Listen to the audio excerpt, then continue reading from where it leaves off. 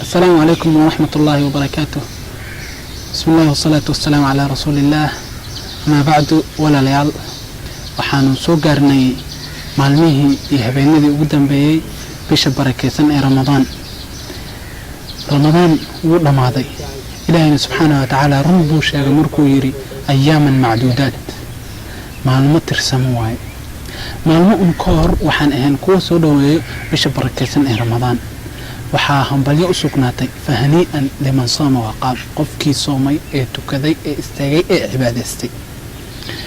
hadda waxa la iska rabaa waxay tahay maxaanu sameyn doonaa Ramadaan kadib, waxaanu sii wadi doonaa acmaashi khayriyaadka ahayd ee wanaagsaneed ee siyaamkii iyo sadaqadii iyo maxaa la dhahay quraan akhriskii iyo cibaadaadkii iyo qiyaamul leylkii, mase waxaanu ku laaban doonaa meelihii amaakinul ghafla hilmaamkii.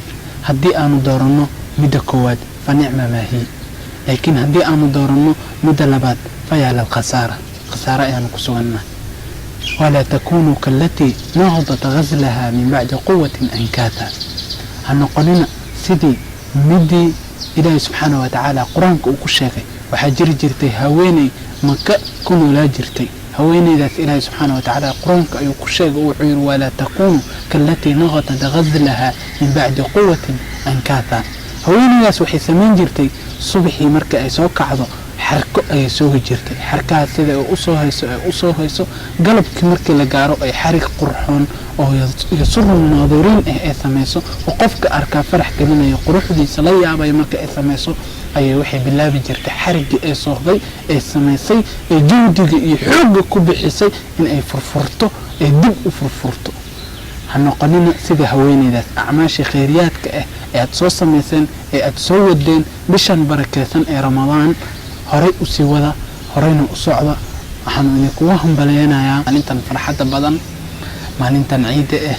ilaahay subhanahu wa ta'ala yiri qul bi fadlillahi wa bi rahmatihi fabidhalika falyafrahu.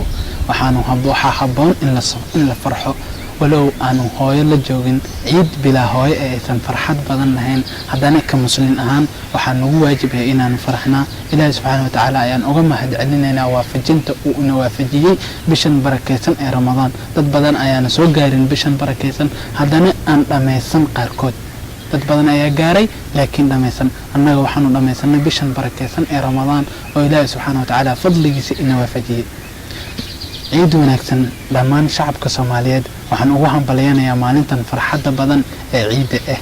ciid wanaagsan farxad ku caweeya, farxad ku ciisha. السلام عليكم.